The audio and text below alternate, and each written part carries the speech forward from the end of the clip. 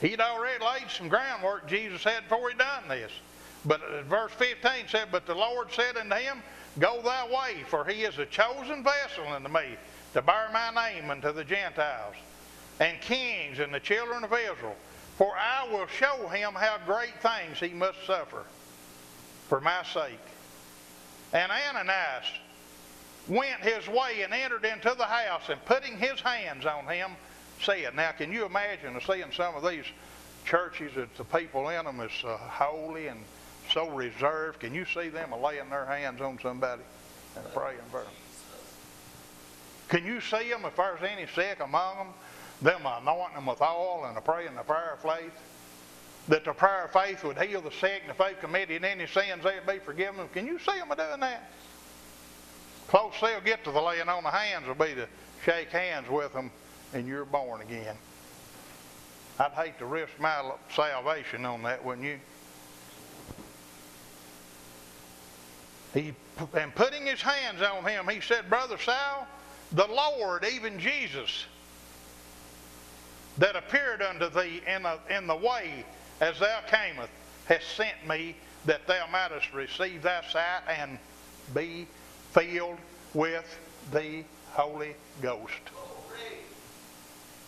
Pretty important, ain't it? This is pretty important stuff. And Jesus, Brenda, if you can back up here where it happened out in verse chapter 9 earlier there, Paul was breathing out threatenings and slaughters against the disciples of the Lord. When he went to the high priest, I mean, he was breathing them out against Peter and all of them, wasn't he? Yeah. And he desired of him letters to Damascus, to the synagogues, that if he found any that were this way that were Christians or whatever, whether they were men or women, he might bring them bound to Jerusalem. And as he journeyed, he came near Damascus, and suddenly there shined round about him a light from heaven, and he fell to the earth and heard a voice saying, Saul, Saul, why persecutest thou me?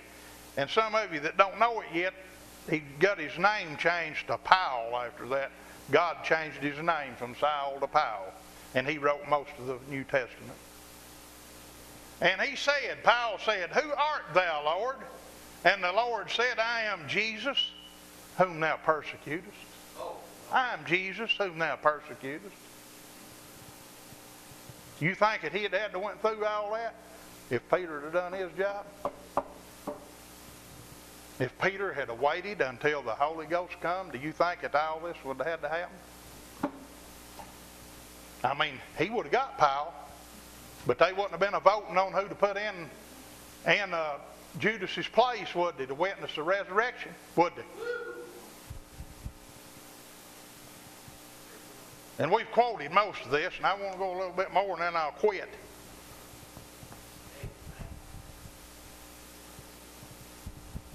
Let's go to Galatians chapter 1.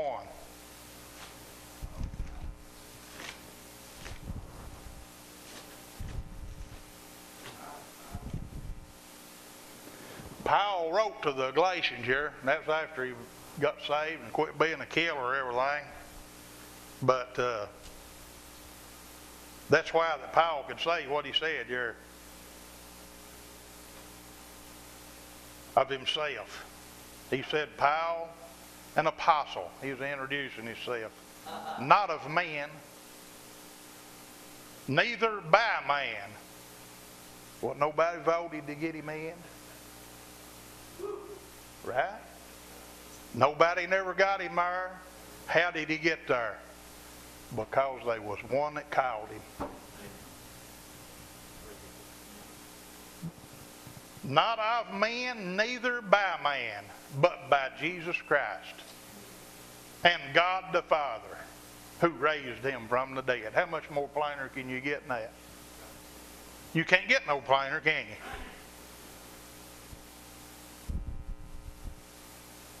you? You just can't get no plainer. Not of man, neither by man.